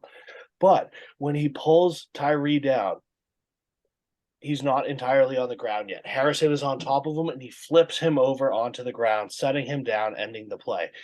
He could, and he already had his arm in between. Tyree's holding the ball, and Harrison's arm is in between them. If he did kind of like a rip through move where, everyone does, if people go to the gym, you do like flies and whatnot. He had to do that motion to knock the ball out. It seems like a very simple thing.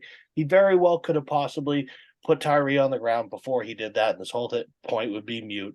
But either way, he could have did a lot better contest than just flipping Tyree over and crunching him into the ground. No, that's fucking awful. You let this jackass who has no business being on a football field caught a touchdown earlier in the game, and then you give this one up. Absolutely egregious. They're both terrible because obviously Asante, it's a mental error. It was probably so easy for Asante. He was thinking about high stepping it into the end zone as he's making the catch, which that's sucks. Okay. I think with that. But it happens. I think the main difference is that the David Tyree thing, and I've mentioned it before, but it's one of those things where you can look at it and you're like, you know what?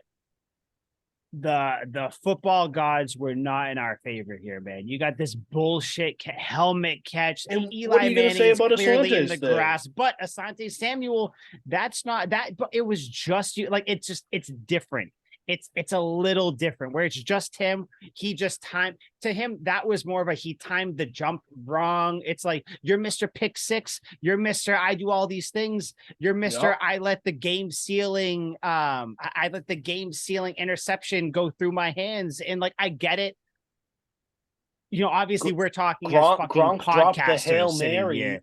at the He end dropped of the the Hail Super Mary. Bowl too. Wes Welker dropped the catch. I know there's a bunch of different. What that we should do? happens all Top the 3 time. heartbreaking plays in Patriots history. I fucking like that one. I like. I don't know if I That'll like be that one.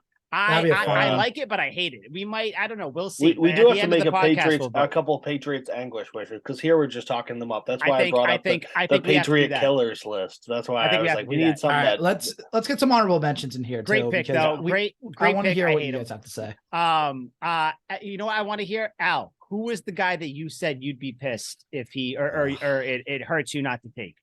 I know you had a name in mind. Do you want to say it, and I'll tell you if you were right? No. You tell me yours first. No, I'll tell you. My linebacker, who's one of my favorite linebackers, was Rob Ninkovich. I love him. Okay, so I didn't have him, but that's a good one. That's a great one. I did not have him. I love Mr. I'm always fucking there. That's what he was. True. So much. Rob Ninkovich was so good that my wife got a shirt of him, because normally like girls, and okay, we're gonna sound like asshole guys. Girls normally get shirts of like big name players, this, that. She was like, no, fuck that. I'm gonna get Mr. Hillbilly looking Rob Ninkovich, always making plays, looking like a little frumpy dumpy out there, So just doing everything he needs to do. Love him. Al, who are you gonna pick though? I was gonna take the name that I was thinking, Junior Seau. Yeah. Is it because he killed himself, or did you just like him as a player? No, not the first one. I don't think that's it. Twat. I think he actually liked him. Junior Seau. That's another one. Someone that you don't. I thought he was fantastic. Someone you wouldn't believe played on the team. Yeah, he was there. Because he was in the Chargers Hall of Fame and everything else. But he was here for a couple of years, and he was pretty productive in his 3-4 years here. Yeah. Yeah, I don't. I mean, he was low on my list, but I had Jamie Collins, definitely low on there. Yeah, I had Adalis Thomas and Roman Pfeiffer. Pfeiffer's a good one. Roosevelt Colvin. Roosevelt Colvin. Oh, we're going deep into the archives with Rosie and fucking Cox. Another with the neck brace. If you are a linebacker and you have the neck brace, it's over. Buddy, another running back with the visor. That's like a running back with the visor, or a wide receiver with the towel, like Steve Smith. Another corner, Otis Smith. Otis Smith was pretty okay. He was on there. I actually had a lot of corners. I had Ellis Hobbs. Ellis Hobbs was one on there. I had a recent one, J.C. Jackson, who is actually voted by Pro Football Focus, I believe, as the worst free agent signing last season. So, funny how that works out. Throwing that out there. But J.C. Jackson was on my list as well. I had Randall Gay too.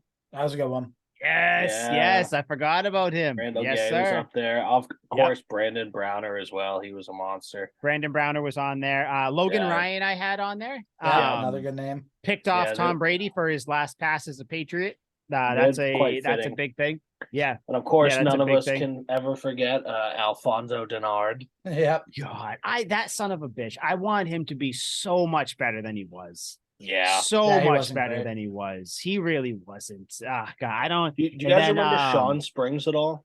Of course I do. Yeah, came from Yeah. the then Redskins, I believe, right? Yeah. The Skins. I used Yeah, to but love he Sean really Springs didn't when he was do on the much. Skins. He Sean didn't do Springs, shit. another one person you wouldn't believe was on the Patriots because he was Yeah. really good with the He Redskins. was a monster. And then he came And over him here and and Champ just Bailey were the best cornerback duo for the Skins. Yep. I'm trying to think. I couldn't think of any other corners. Kyle Arrington. He's kind of a Patriot guy. The only Patriots fans will Enemy. remember. Yeah. I did have Lee Bowden on my list for some reason. Then there was Julian the guy, Edelman, Troy Brown. Oh shit! I could have done that. Fuck! I could have done another fucking. Could have. You could have. Who? And I asked this last time. Who was the guy that knocked the ball out of the Ravens receiver hand in the Sterling Moore? Sterling Moore. Definitely cult classic. Random Sterling Patriots Moore play for you guys. Do you guys remember Devin McCourty? It was against the Dolphins, probably like 5 years ago now. But deep pass down the sideline. Devin McCourty tips it, and then Marquise Cole catches it falling out of bounds. Yep. And that was the only play Loved he that ever play. made. But I was Loved like, that nice. play. I was like, speaking of McCourty, Jason McCourty. Yes, yeah. Yep. One of the biggest plays in the Super Bowl. Yep. When broken coverage, Covered he sprints yards. his ass back there, ran a billion miles. God, guys, we really had it good, didn't we? We did. Really good. We really had it good. I can't wait. God. I can't wait. Like I said, for 5 years from now, we're like, yeah, but remember Jonathan Jones? Remember Marcus Jones? Remember Jack Jones? Remember the Jones trio, the Jones brothers? Like, remember all these guys? So yeah, I think we still got some arrows in the quiver, so to speak. I got another honorable mention that I want to put in here just out of sheer love. I hope Al will remember this guy because he did attend our University of Miami. The meanest Brandon Merriweather. Oh yeah, of course. Big Bang Clock. Yeah. Big Bang Clock. I forgot about him. He had no interest in intercepting passes ever. He did not care, didn't try. No. Why? Why would he? Yeah, he just wanted to ruin the lives of opposing receivers, and it was incredible. I was here for it. He got suspended and fined so many times, and I was just like, keep it up, rack him up. I love it. Wow, I completely forgot about him. So here's my question now. What's next week's draft? Ooh. Do we want to do I picked the last one, so one of you guys can pick what were you gonna say? My turn then? I was gonna what say were you gonna say? Killers. Patriot Killers? You want to do Patriot Killers? Most recent one on my mind, yeah. All right, yeah. So we'll do that. Patriot Killers. So basically, it's been 3 weeks of praising the Patriots. We might as well tear them down. We'll do it. So basically, players who have abnormal great games against the Patriots, whether they were kind of shitty players who just had great games, or good players who had just like they upped their level of great games, even if it was just one game. 3-person we'll or do 5-person draft? We'll do 3. We'll do 3. I think 5 would be 5. We get a little sloppy at the end. And then order? We'll randomize it at the end. We'll randomize it. We'll kind of send it out there. But okay, so for the draft, before we get into just some other news before we get out of here, Mike, that's me. I picked Ty Law, Lori Malloy, Dante Hightower, Gerard Mayo, and Malcolm Butler. Al, Teddy Bruschi, you asshole, Devin McCourty, Stephon Gilmore, Darrell Revis, and Matthew Judon, Liam, Willie McGinnis, Rodney Harrison. I couldn't read my own writing.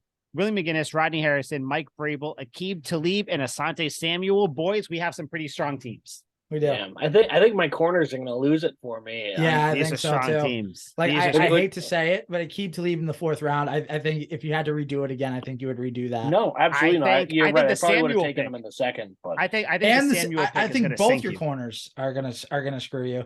I think that's my only downfall. But those, I'm not gonna lie. Anyone who doesn't vote for me because of my corners, those are people that just didn't watch football. my list is pretty good. Pretty good. How I bad don't my know. wide receiver list is, that's how good my defense list is. I think if we're gonna, I mean, Honestly? you got Ty Law, Lawyer Malloy, start them in the I backfield hate to right say it, now. I think Al has the best team again. Oh, fuck that. I'm sick of Al. No, sick fuck of Al. that. I'm sick of Al and his I am lists. too. He's stupid. Al, this is going to be your Judon, last you know what? I'll episode with say it. Tucker Rule Judon Takes. does not deserve to be on this list. Get Judon out of here. No, you're just saying that because you're mad because you know I'm gonna win again. Don't I'm mad be because like you that. got Teddy Bruschi. I'm mad because you got Teddy Bruschi. Yeah, well, you had the first pick and you could have taken him, so that's your own dumb fault. Teddy Bruschi has a first pick. That would have been. I more wouldn't have with picked the him heart. regardless, but good I pick. wouldn't have got him first pick. Speaking of being mad, so we're done with the draft. Let's just talk about the elephant in the room. Yeah. Tom Brady retired again. I feel like I should just splice in the episode we did when he retired, because Liam, didn't we do one when he retired before? Yeah, Like, and it was actually in quite dramatic fashion where we actually kind of praised Tom Brady. we so I kind of don't wanna praised do him, that but now anymore. at this point, and Al, I told you beforehand, I'm not, and I think I texted the whole group chat. I'm not gonna have much to say. I'm done with him. I'm done with the guy. I'm sick Yeah. of hearing about him. Al looks like. Can you look at the screen? Look at Al. How he was sitting. It was just sad. It's just my head. He looked like the hand from the Munsters, but it's just that. Jesus But no, Christ. I like Tom Brady. Great, like, dude, you know what? You left the Patriots. You won your Super Bowl. Should have rode off into the sunset. Then I feel like everybody kind of thought you were, and then you came back. You know, we're gonna run it back, boys. Had a competitive year. Obviously didn't make it to the Super Bowl, and then for some reason you came back again. Obviously a bunch of stuff going on, divorce, weird videos. He posted some weird thirst trap on Twitter today. I don't know if you guys saw, where he's sitting in his underwear and he's got his hand over his crotch. It's very strange. I don't care if you're the biggest Tom Brady fan out there. Shit's weird.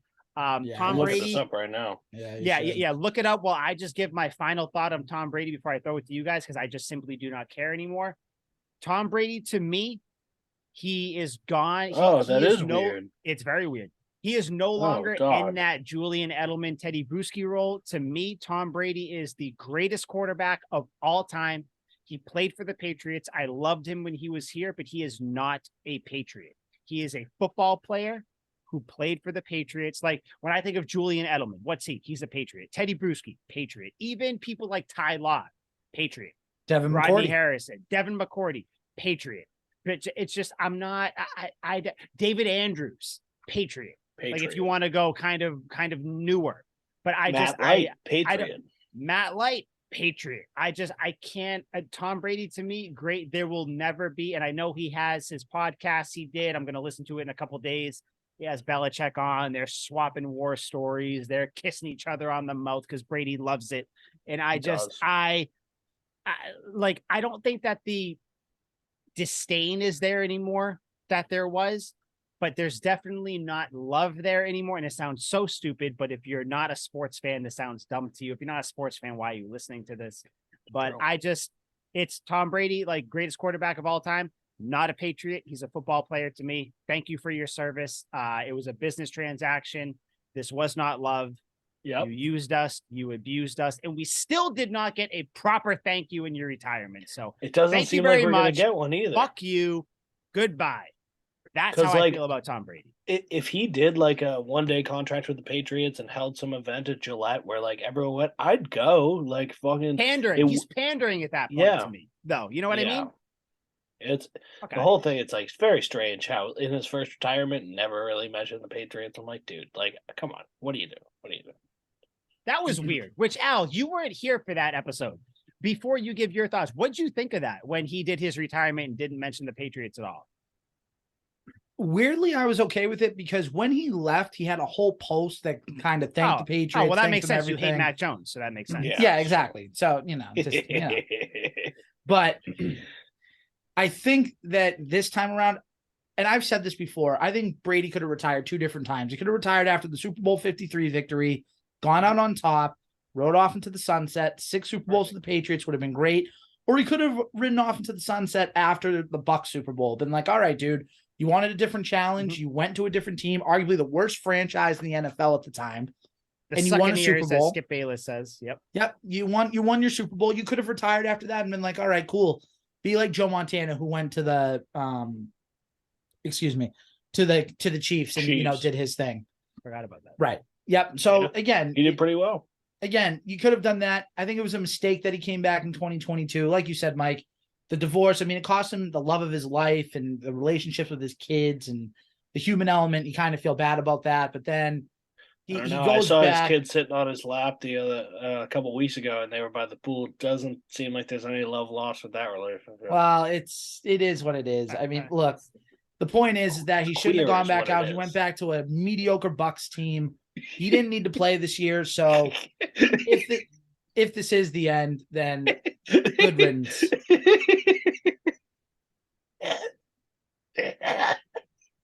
So I will say with sorry, I don't think anybody heard what Liam said, but I did. It just I think Al, I agree. I think he should have after that Bucks Super Bowl, because I get it. You want to leave the Patriots, you want to prove Belichick wrong, you want to prove the league wrong, where it's like, I'm not done. I'm going to go with the Bucks. I'm going to win a Super Bowl. Awesome. You did it. Great. Props to you. You took a very bad team, which let's not act like they had no pieces in place, by the way, either. Like, I know that's like the thing people like to say. They still had a really good team, but still Tom Brady went there, did his thing, won the Super Bowl. That would have been the storybook ending, the great ending. But it just, he decided to come back, and I get it. Can't fault him for it. Like, it's your life. You want to come back and play, but I don't know. I'm not going to get into all like the Giselle, his wife stuff. I mean, like why he came back, I don't know. There's a bunch of things. Like, I think he wanted, if I were to put my opinion on it, I think he retired because he thought that would work best for his family. Figured out that, what, this is kind of heading down a path where it looks like we're getting divorced anyway. So I'm going to come back. Things just didn't work out his way. And I mean, it's just, I am just going to be happy that he's gone, which I never thought I would say that about Tom Brady, but I'm done with it because it's like the people talk about it where, but you don't bet against Tom Brady. Yeah. Not 45-year-old Tom Brady. You can bet against 45-year-old Tom Brady, where, he had now in 10 years from now, this is kind of something I wanted to throw to you guys, because I was thinking about it on the drive home. Bill Russell. How many rings does Bill Russell have? Was it 12? 11.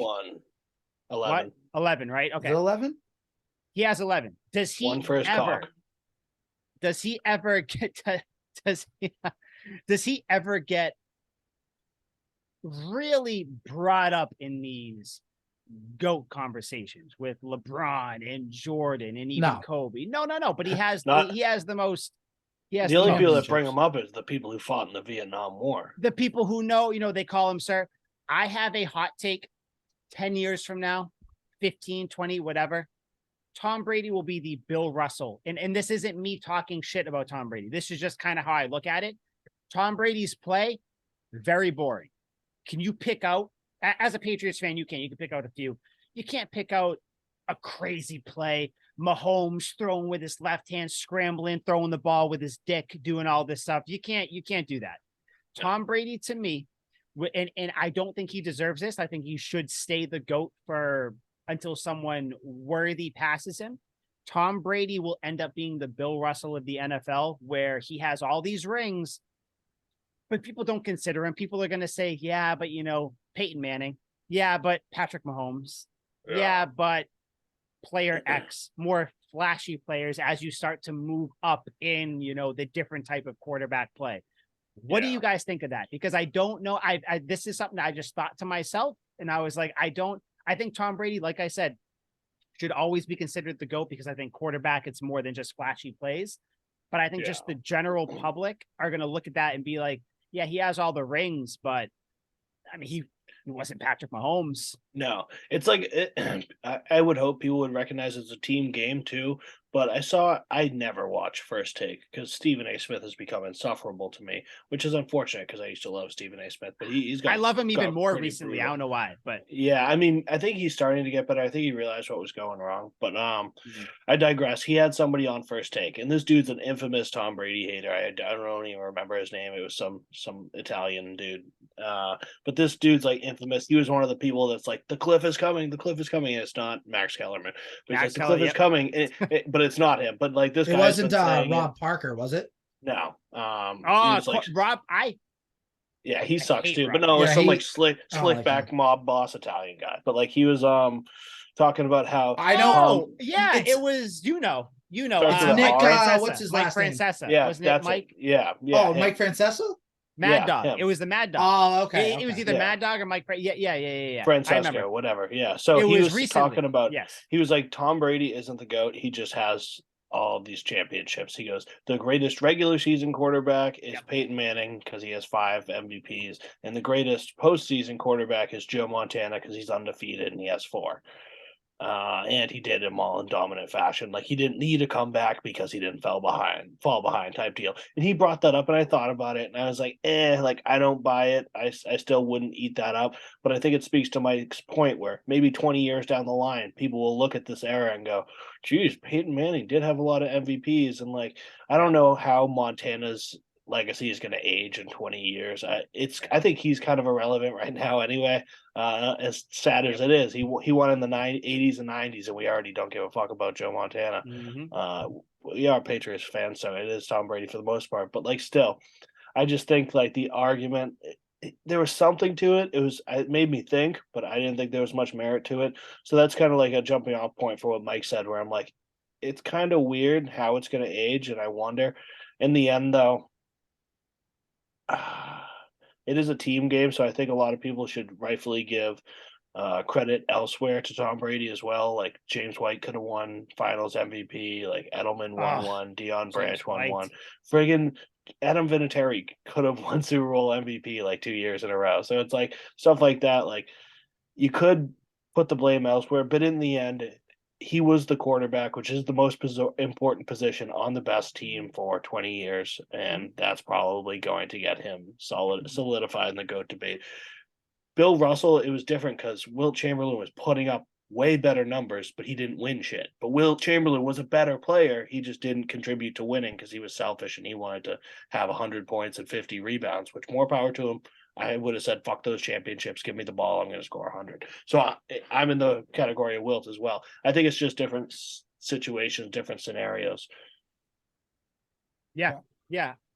No, it was just something I was thinking about because, you hear, he's the greatest, but he's not the greatest thrower of the ball. He's not the greatest maneuverer in the pocket. He's not the greatest scrambler. It's like, but that it's quarter, like you got to look at everything. So granted, even though I am not on Tom Brady's good side, I can still sit here and objectively say he is the greatest quarterback to ever play the game.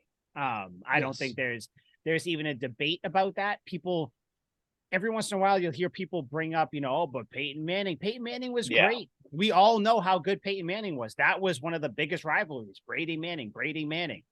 But there's levels to this shit. And Brady is levels above everybody else. So, he retired though. Good for him. I don't know. Al, I think before we kind of move on real quick and kind of touch on a couple other things before we dip out, what are your like overall thoughts on Brady? Because like Liam and I have pretty much been, in our life together, we've been pretty outspoken about how we feel about Brady. How do you feel about Brady? Oh yeah. As a Patriots fan. As a Patriots fan, you have to obviously thank Brady because if it's not for him, not solely him, but he's a big part of the success that the Patriots had for 2 decades. And you can call him a dink and dunk quarterback, but he made the smart decisions. He made the smart passes. And when he had to take his shots downfield, he did. So credit to him for that. But again, when Tom Brady left to go to the Bucs, I wasn't like one of these Boston media people or these Brady fans that just went with Brady. I was a Patriots fan. Yeah. I'm rooting for the Patriots. Damn right. That's who it was. And although I hate Mac Jones, I was rooting for him. I'm You gonna know, especially clip that. I love that you said that. Yes, I thank you. love You're that welcome. you said that. That's going welcome. right on the Twitter Tonight, page. Oh, absolutely. tonight, that shit is going. I was rooting for That's Mac awesome. Jones in the Tampa game because I wanted to see the upset. I wanted to see Oh, it. that would have been awesome. Oh, Would have been yeah. awesome. And he the should have one had it. team Brady couldn't beat. The Yep. one team he couldn't. Oh, that would have Yep. been great. But again, you know, thanks to Tom Brady for all the great memories. Mhm. You know, obviously we have a bunch of them. We were talking about them even just with defensive players, but Brady was the constant in all that. So, you know, but it's been time to move on, time to go in a different direction. Hopefully Mac Jones is the future and his third year is great. And yeah, I think that's going to kind of lead to little hiring that the Patriots made, which was great. Yes. So, Al, you know, if you want to, since you segued us ever so beautifully into that. That was eloquent. By the way, it is always Belichick over Brady for life. Always. But yeah, Al, so who Yes. did the Patriots hire? Because then there's also, and you know what, throw out there as well, who also left the Patriots. There's another coach. So late on Sunday night, it was reported by several sources, Ian Rappaport, Adam Schefter, Tom Pelissero, that Nick Caley is leaving the Patriots to be the tight ends coach of the Los Angeles Rams, to coach under Sean McVay. This was after the Patriots hired Will Lawing away from Alabama, who had worked under Bill O'Brien at Alabama in Houston. And then today, around 11 o'clock a.m., I actually heard this when I was driving to work. Patriots hire former run game coordinator, associate head coach, and offensive line coach at Oregon, Adrian Clem, who, by the way, helped lead Oregon to the least amount of sacks in the country on the offensive line in all of college football. Do you know the other, I guess, title that Adrian Clem holds? A not so known one. First Belichick draft pick ever. First ever Bill Belichick. Really? Hell yeah, baby. Let's go. But yeah. Oh, So shit. Clem is in, Kaylee's out. And that, yeah, sorry. So keep going. Sorry. I just wanted to throw that in there. Want to make sure No, of that course. people knew that we knew. No, and it's and Mike, I know we were talking in the group chat about it a little bit. So I kind of wanted to throw this point out there. Nick Caley wanted to be out of here. And in a weird way, I can't blame him because he was a part of the offensive staff. And I was listening to Zolak and Bertrand, who's the one station on 98.5 Sports I actually like listening to. There's actually only one that's tolerable. Yes. Only one that's tolerable. Mark Bertrand commented on one of my tweets years ago, so I love him. So keep going. I've interviewed Mark Bertrand several times. Great guy. He does not have me blocked, so we are good. That I helps. can we can get him on, hopefully. Oh, can we get him on? Oh, We should get somebody that blocked Mike on too. That'd be fun. Oh, All that's of them. easy. That's all of easy. them. Yeah, there's a whole Yeah. list. But with that, I was listening to Zolak and Bertrand, and they brought up a good point. When Josh McDaniels left to go to the Raiders, there were several coaches that Belichick didn't block to go with McDaniels. Nick Caley was the only one that he kept on the staff, said, you can't go to Vegas with Josh. Forgot about that. Yep. You're staying here. Mm-hmm. So what does that say? That says that there was something in Nick Caley that Belichick really liked that he wanted to keep around.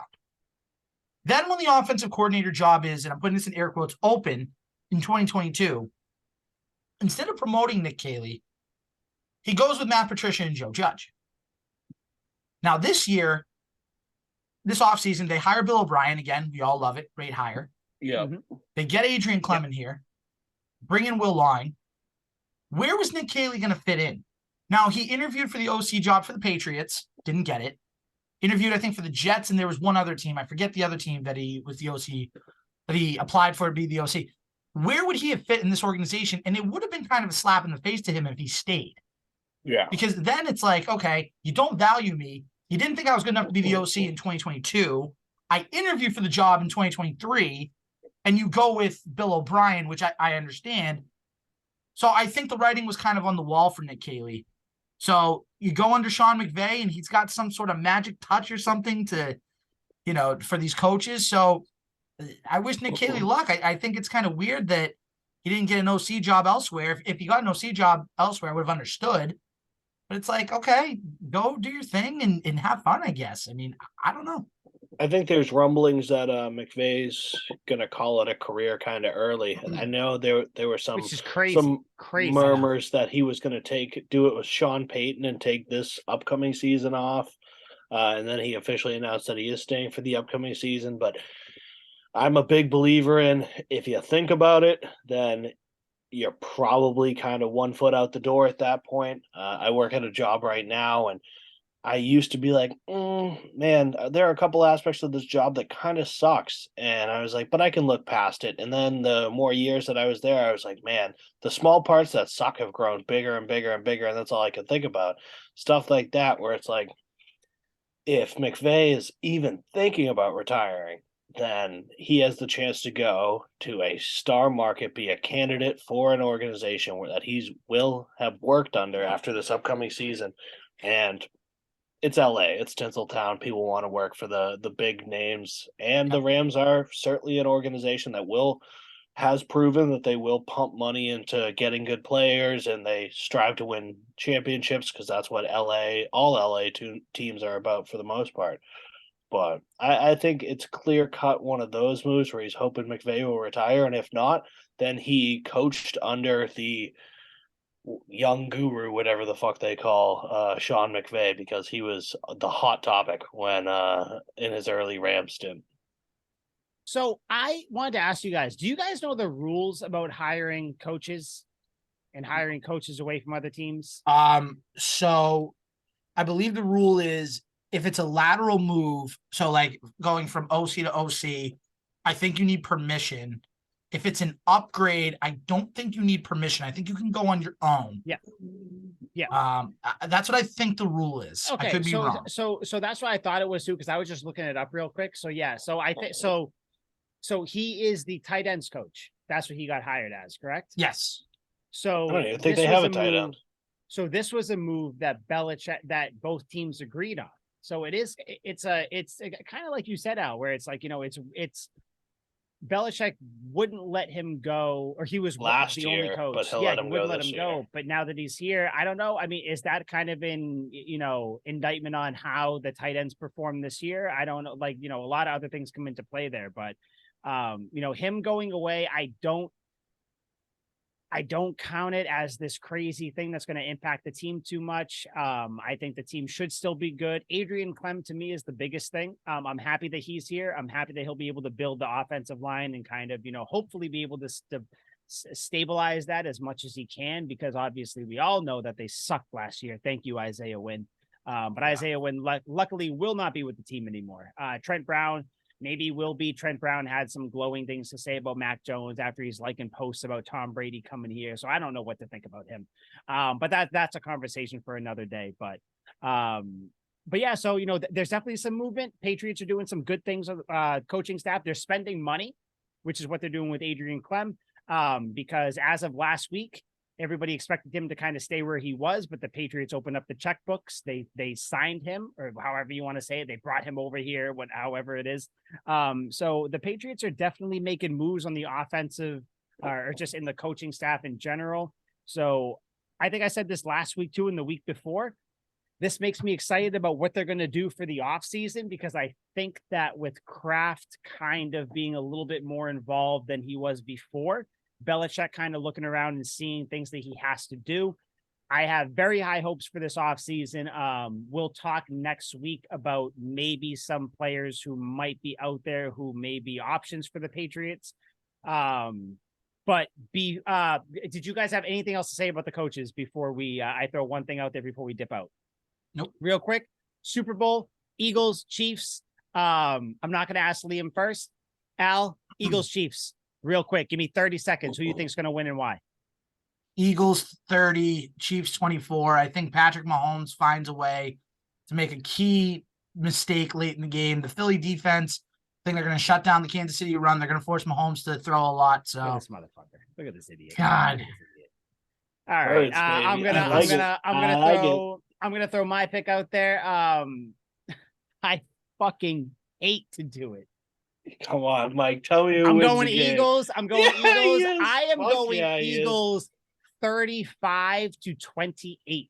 That is going to be my score. There's going to be a lot of scoring in this game. I think Patrick Mahomes, this mysterious ankle injury is going to come back to bite him. I'm sick of the Kelsey brothers story, by the way, just a thrown thing in there. Don't give a shit about either one of them. Travis Kelsey, conversation for maybe next week. I think he is wildly overrated. He does nothing that impresses me. Give me Eagles 35, Chiefs 28. Liam, who do you think is going to win, sir? Who do you think is going to win? Honestly, it's a complete toss-up for me. I have no idea. On one hand, it's the Eagles, and then on the other hand, it's the fucking Eagles, baby. Absolutely. The birds are coming to town. The Patty Mahomes train comes to a screeching halt in Philadelphia. Fucking Eagles, baby. All the way. Score 45-0. Birds. Bring it, baby. Okay, fuck on that note, 45-0. That'll be like the Peyton Manning Broncos Super Bowl. It would be. Great. I love it. So for Al, Liam, I'm Mike. This was Tuck Rule Takes, episode 68. Big week next week, 69. So on that note, we are out. Go Birds. Sweet meat.